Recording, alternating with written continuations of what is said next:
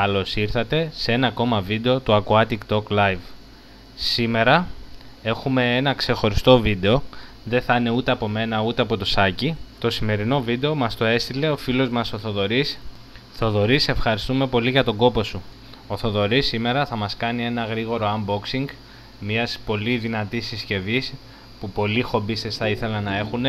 Λίγοι όμως δυστυχώς τα καταφέρουν να αποκτήσουν μια τέτοια και δεν θα μπορούσε να είναι άλλη από τη συσκευή της Apex που λέγεται Trident. Θα πάρουμε και μια ιδέα από το πώς λειτουργεί περίπου ο controller της Apex, αλλά μην το κουράζουμε πολύ με λόγια. Πάμε να δούμε τα βιντεάκια που μας ετοίμασε ο Θοδωρής. Αν δεν έχετε κάνει εγγραφή στο κανάλι μας, κάντε μια εγγραφή, κάντε ένα like και αφήστε ένα σχόλιο αν σας άρεσε ή δεν σας άρεσε κάτι, για να μπορούμε να βελτιωνόμαστε.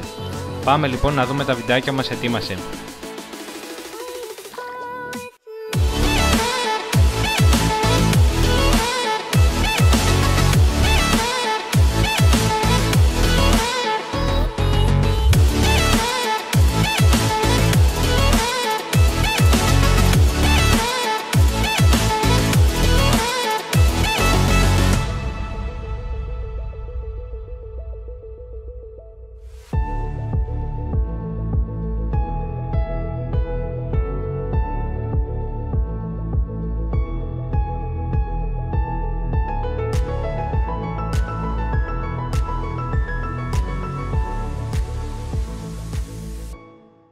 Καλησπέρα και από μένα. Θα ήθελα σήμερα να σας παρουσιάσω και να σας πω λίγα λόγια για τον Apex, το controller.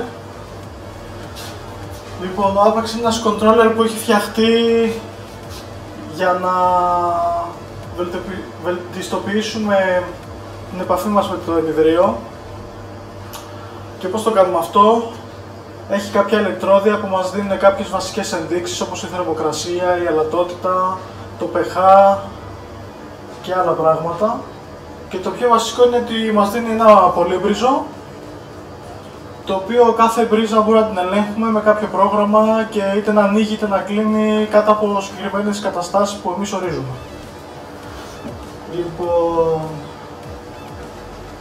το πιο βασικό κομμάτι είναι αυτό εδώ, που είναι ο εγκέφαλος που λέμε. Όλα πάνω εδώ κουμπώνουν. Από εδώ πέρα βγαίνουν όλες οι επαφές για να βάλουμε τα ηλεκτρόδια, τα πολύμπριζα και ό,τι άλλο θέλουμε να προσθέσουμε πάνω στο controller.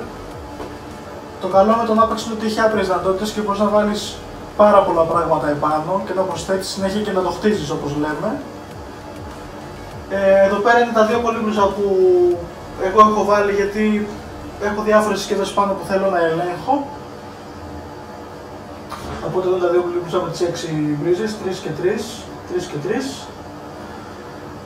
Εδώ πέρα είναι μια συσκευή που έχουν βγάλει που ουσιαστικά αν βάζεις πράγματα πάνω στον Apex δικά του ελαχιστοποιείς τις ανάγκες για μπρίζες, γιατί βάζεις ένα καλώδιο τροφοδοσίας και βγάζεις μέχρι 5, οπότε μπορείς να κουβώσεις πάνω πράγματα που δεν χρειάζεται να έχεις μπρίζες και πολύμπριζα και να τα βάζεις πάνω εκεί. Όπως για παράδειγμα οι δοσομετρικές. Είναι οι λεγόμενες DOS που έχουν δύο κεφαλές η κάθε μία και ελέγχονται από τον Apex. Οπότε εγώ σε αυτές τις περιπτώσεις δεν έχω κάποιο τροφοδοτικό που μπορεί να βάλω εδώ κατευθείαν, το οποίο είναι και τροφοδοσία και επικοινωνία με τον εγκέφαλο. Επ' ευκαιρία να σας παρουσιάσω και λίγο το δικό μου το σύστημα. Αυτό το έχω φτιάξει το ντουλάπι για όλα τα ηλεκτρολογικά του ενιδρίου και είναι δίπλα από το ενιδρίο. Δυστυχώς δεν υπάρχει χώρος για να μπει στο ενιδρίο, γιατί είναι πολλά τα πράγματα που έχουν μαζευτεί. Εδώ κάτω έχω φτιάξει ένα ωραίο σιρτάρι που συμπληρώνω τα υγρά. Εγώ χρησιμοποιώ την φόρμουλα της Aquaforest, τη συνταγή της Aquaforest, οπότε έχω εδώ πέρα το κεχά, εδώ πέρα βάζω το ασβέστη και το μαγνήσιο. Δίπλα ακριβώς είναι το δοχείο αποβλήτων του Trident, θα μιλήσω μετά για το Trident. Και δίπλα ακριβώς βλέπετε μια μπαταρία, γιατί όλοι ξέρουμε ότι το μεγαλύτερο πρόβλημα, ένα μάλλον από τα μεγαλύτερα προβλήματα που δημιουργείται είναι όταν έχουμε διακοπή ρεύματος. Οπότε έχω φτιάξει ένα αυτόνομο σύστημα που δοκιμασμένα για τις βασικές λειτουργίες κρατάει έως 7,5 ώρες. Δεν το έχω δοκιμάσει για παραπάνω γιατί μετά ήρθε το ρεύμα. Και εδώ πέρα είναι το Trident, πόθος για πολλούς χομπίστες. και πιστεύω ότι πάει το κομμάτι του ενιδρίου ένα βήμα παραπέρα. Εδώ πέρα είναι ο controller της αντλίας επιστροφής και έχω φτιάξει ένα πολύ ωραίο έτσι ντουλαπάκι, το έχω πάρει από το IKEA για να είναι όμορφα και τακτοποιημένα όλα. Λοιπόν, πάμε στο δεύτερο βίντεο να μιλήσουμε λίγο για τον πίνακα ελέγχου του Apex. Λοιπόν, όπως είπαμε, ο Apex είναι ένας controller που μπορείς και διαχειρίζεις πάρα πολλά πράγματα. Τώρα δεν θα μπω σε λεπτομέρειες,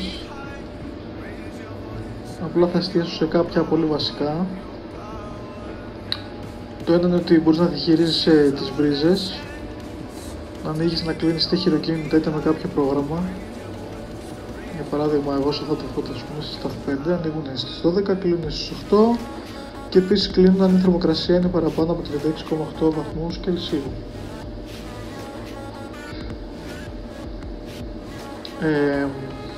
Το πάνω το κομμάτι είναι του Trident, θα μιλήσω σε λίγο γι' αυτό. Εδώ πέρα βλέπετε τα 4 ηλεκτρόδια που έχει, που είναι το alert, τη θερμοκρασία, το pH και το RP.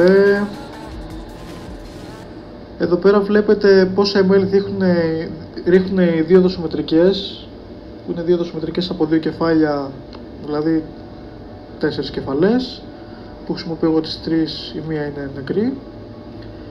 Εδώ πέρα έχει ένα πολύ έξυπνο σύστημα ο Apex που μπορείς να βλέπεις πόσα υγρά έχουν μέσα στα δοχεία που έχεις και χρησιμοποιείς.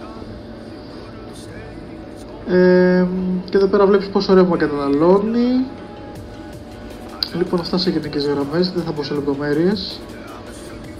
Και εδώ πέρα βλέπετε πάνω το κομμάτι του Trident που βλέπουμε τις 3 μετρήσεις που κάνει στο KH, στο ασβέστιο και στο μαγνήσιο. Άμα κάνεις κλικ πάνω, σου δείχνει το διάγραμμα. Αυτές είναι όλες οι μετρήσεις που έχει κάνει από χτες. Βλέπετε εδώ πέρα πόσο έχει αυξηθεί το KH, το ασβέστιο και το μαγνήσιο. Άμα ξανακάνεις κλικ πάνω, βλέπεις πόσο επί της 100 ζουμιά από τα αντιδραστήρια έχουν μείνει, διαλύματα. Και εδώ πέρα πόσο επί της 100 έχει γεμίσει το δοχείο αποβλήτων, που το υπολογίζει ανάλογα με το πόσα λίτρα το έχεις πει ότι είναι. Και επίσης πόσα περίπου τεστ έχουν μείνει ακόμα μέχρι να αδειάσουν τα δοχεία με τα αντιδραστήρια. Κάπου εδώ τελειώνει το σημερινό βίντεο.